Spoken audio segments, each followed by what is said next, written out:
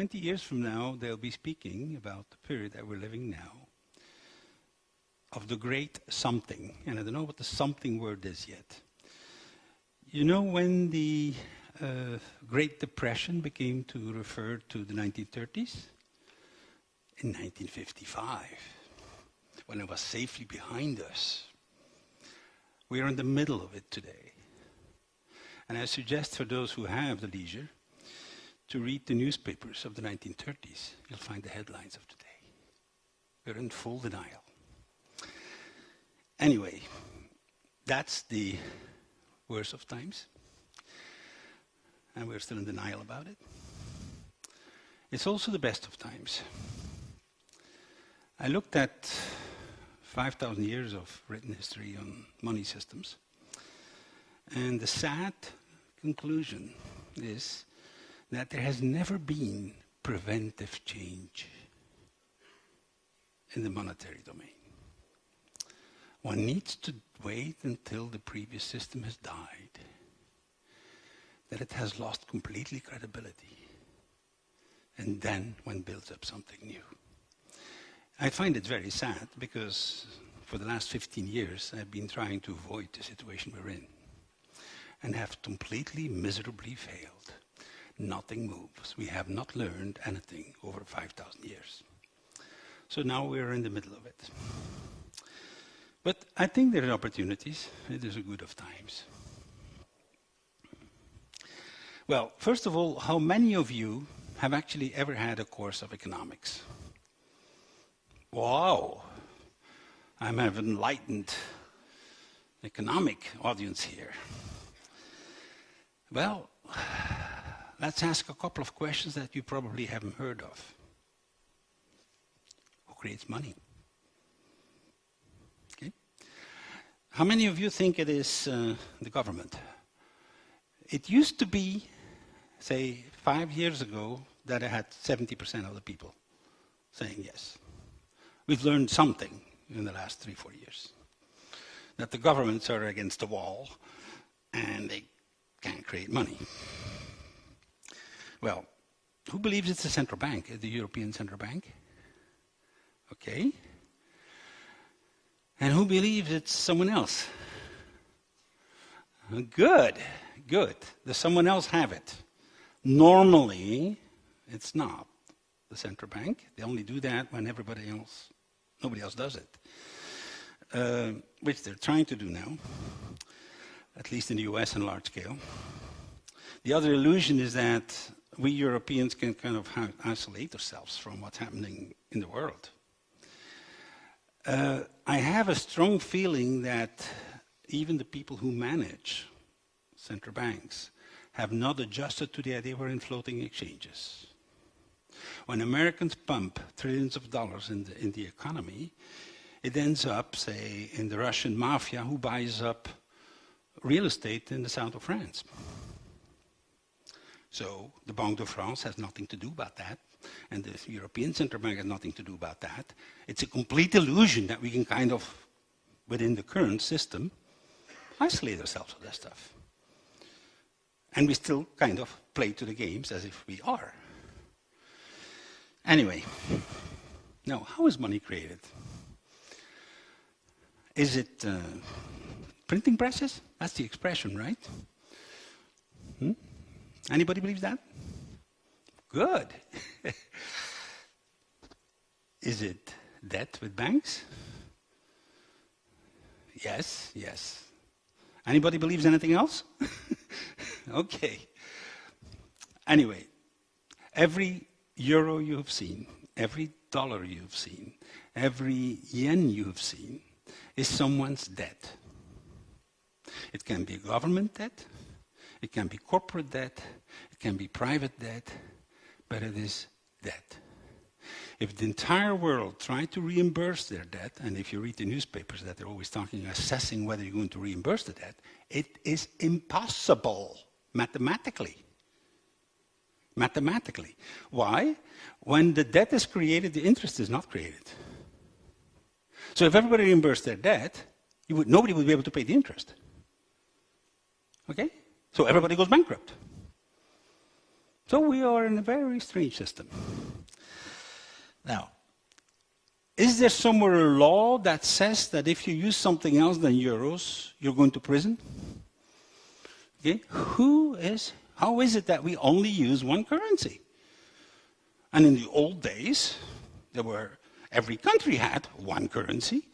You know, now we have a euro, one currency. That doesn't make the difference. Only one currency is the real currency. Is that because it's better? Is it nicer printed? What's the story here? Okay? So, how is that monopoly enforced? Is there a law? Anybody believe that? Nobody believes that. Wow. Okay, let me ask the next one. Is it by taxes? All right. So I'm concluding that there's one person who knows. That you was never told in any of the courses of economics you ever had. Since 1971, officially, and since I would say the late 19th century de facto, all money that exists in the world, all bank debt money, is called fiat money.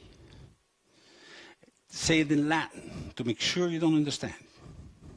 It used to be the opposite, 5 centuries ago. Fiat money means it's the word that God said in Genesis. Fiat lux, let light be. And the next sentence is, and light was, and he saw it was good. It is the capacity to create something out of nothing by the power of the word. Wow. All right? So, next time you see your banker, kneel down. So that's where we are. Now, there you had a course, right? Everyone has heard in their course of economics, and everybody in this room had actually a course in economics, apparently. So, what is money? Well, here is what they usually say, right? They say it's a unit of account, a medium of exchange, a store of value. That's the classical stuff. That's not true. That's not what money is. That is what money does. You understand the difference?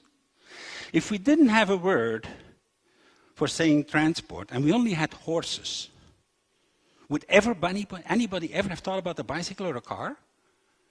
You can't even talk about it. You would have been proving horses, wouldn't you? So by defining it as functions, everything is covered. We don't need anything else. Everything is fine. Right? Here's my definition. Money is an agreement. An agreement lives in your head. That doesn't make it not real. Try marriage, right? It's an agreement. It's an agreement to use something standardized as a medium of exchange in a particular community. It used to be a country community, now it is a European community, it is whatever the scale is that you want to deal with. That is what money is. The nice thing about an agreement is when agreements don't work, you can change them. When it's in functions, there's nothing to change. Anyway, I'm going to just give you a few examples of the stuff that I suspect this crisis will make possible and is in the process of happening. There's one, just 3 months ago in October, I was in Lithuania setting up a learning society with a new currency. The second one is a Torcus, which has been started in the city of Ghent, here in Flanders, in 2010, and we just have the 1-year result. And I'm going to talk about the last one, which could be, for example, a solution to what happens in Greece. So, learning. I chose that example because we are in the context of a learning institution here, West. The way we are taught is typically by a lecture, like I'm doing now, or I give you a reading. You will remember 5% of what you heard. You will remember 10% of what you read. Not terribly efficient. The best way is for you to teach each other.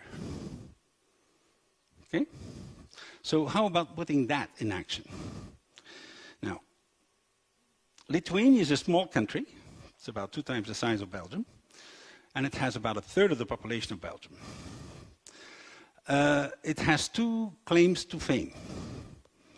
It is the highest penetration of fiber broadband in the world. They just passed in 2010 Sweden.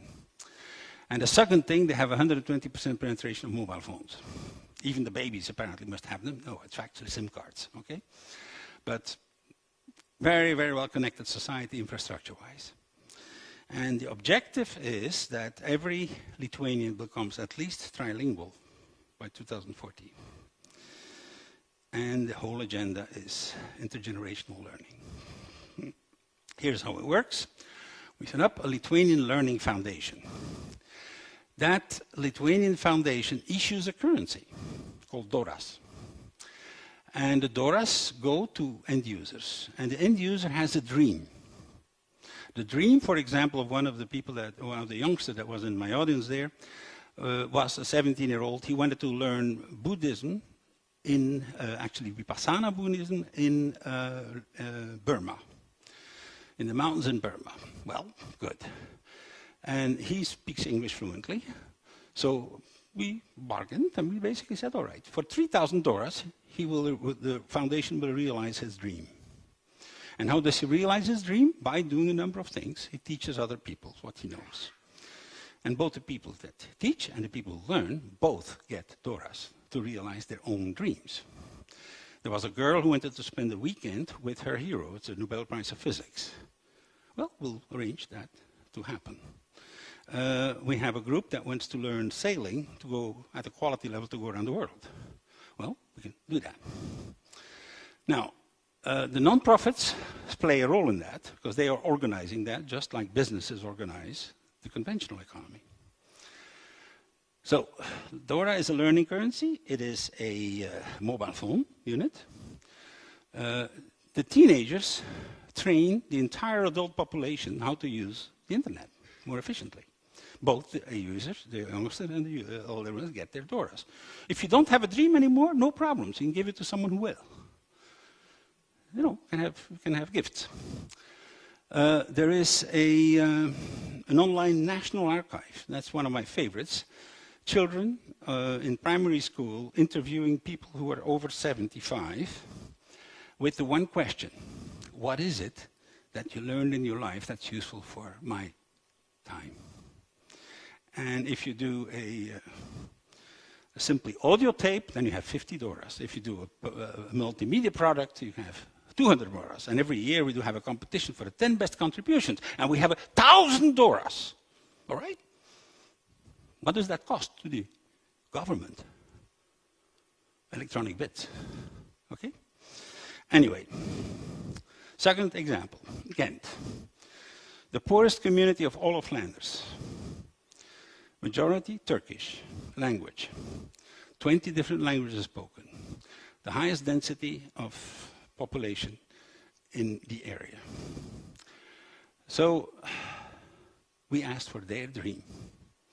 And the dream was little gardens, 4 square meters of land, because they come from Anatolia. And everybody had land there. And in Ghent, there is not a square meter available, and they live in towers. They live in big buildings. So the city gives them land. And they do this. And that land is available for rent. This becomes a future factory, by the way. It's between building sites. And they pay, the rent can only be paid in Toricus. So here is what it looks like. 10 Toricus, 1 Toricus.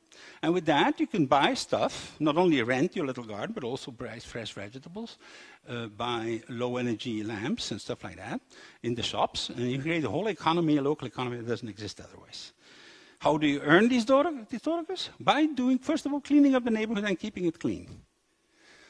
By putting flowers on the side, on the street side, on your window. You get 100 Toricus for that. Here is planting a common area. Results, 50,000 Doricus have been earned.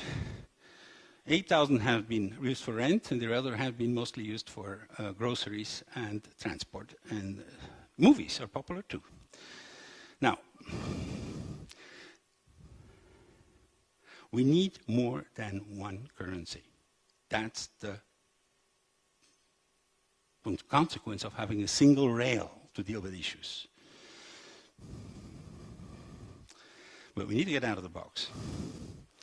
And that box is belief that you need everything with a single currency. Here's what Greece could do.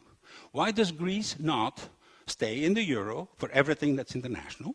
Tourism, shipping, imports and exports of goods and services with the rest of Europe, and create a second currency, exactly as you were talking about, civics. Okay?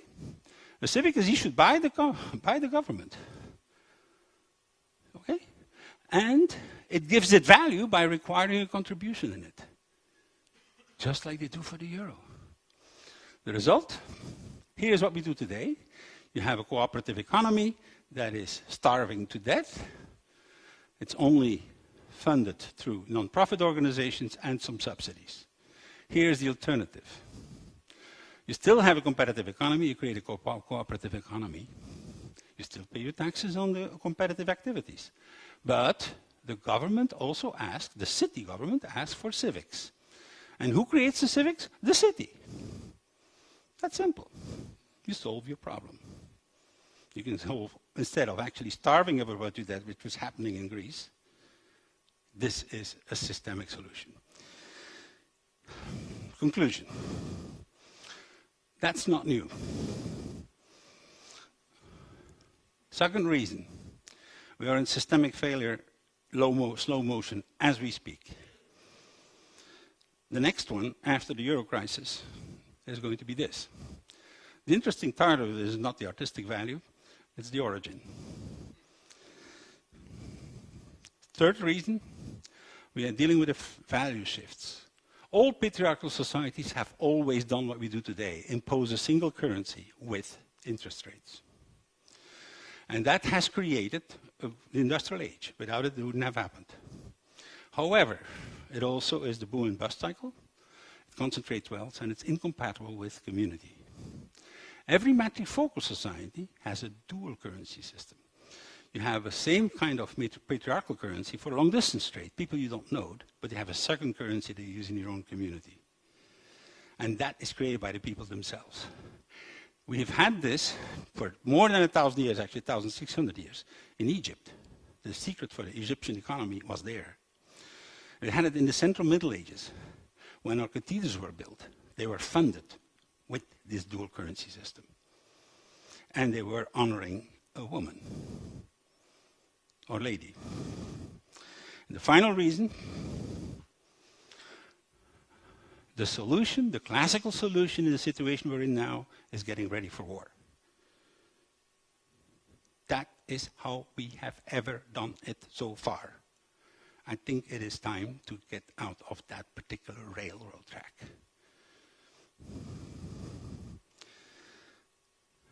A balance between the masculine and the feminine, or we don't have a future on this planet. That is what is the message here. That's what the result when you try to do too much with a single tool. And I believe there's another tool available. Thank you.